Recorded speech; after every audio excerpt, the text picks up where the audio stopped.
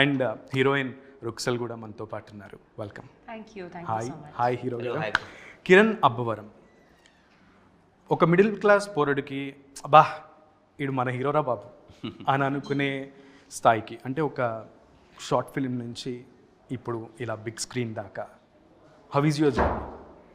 So happy bro, so happy. ఏదైతే అనుకున్నానో అది చేస్తున్నాను. రోజు రోజుకి I'm getting so much of love from the audience. I'm so happy and blessed. Yes, నేను అన్నట్లుగా చాలా బాగా ఓన్ చేసుకుంటున్నారు మిమ్మల్ని మిడిల్ క్లాస్ వాళ్ళు లైక్ అస్. బికాజ్ మాకు చాలా కళలు ఉంటాయి మధ్యతరగతి వాళ్ళకి. సో అవన్నీ అందరికీ సాధ్యం కాదు. కొంతమందిని ఓన్ చేసుకుని అలా వాళ్ళలో చూసుకుంటూ ఉంటాం. లైక్ న్యాచురల్ స్టార్ నాని గారు, అండ్ దెన్ మీరు ఆ లెవెల్కి రీచ్ అవ్వడం. కమింగ్ టు మూవీ దిల్ రూబాని ఎందుకు చూడాలి? మూవీని చూసే ఆడియన్స్ మైండ్ సెట్ చాలా చేంజ్ అయిపోయింది. ఈ రోజుల్లో మూవీని చూడాలంటే అసలు మనం ఎందుకు చూడాలి? Irrespective of hero, heroine, content, concept అన్నీ పక్కన పెడితే ఎందుకు చూడాలి అనేది ఒక క్వశ్చన్ వస్తుంది.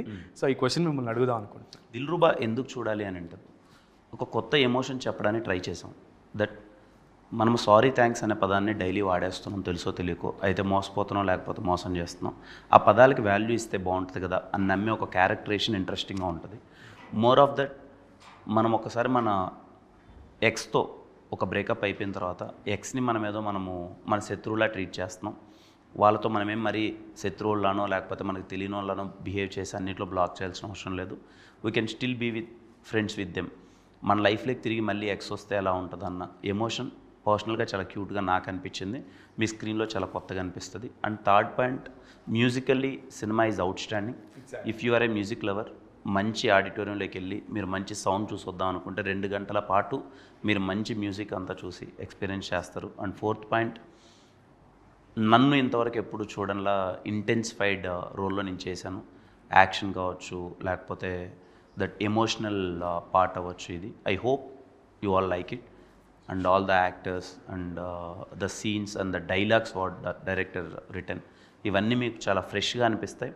ఎక్కడే కానీ మీకు రొటీన్ ఫీలింగ్ కానీ, లేకపోతే లైక్ ఉంటుంది కదా అందరూ opinion, as a common man opinion, ఒరే లవ్ సినిమా అంటున్నారు, ముందు కథ అన్నారు, ఏమవుతుంది ఏది ఇలా ఏమవుతుంది, రొట్టగా ఉంటుందా, రొటీన్గా ఉంటుందా, మరీ బోర్ కొట్టిస్తాడా, అలాంటివి అయితే ఏముండవు.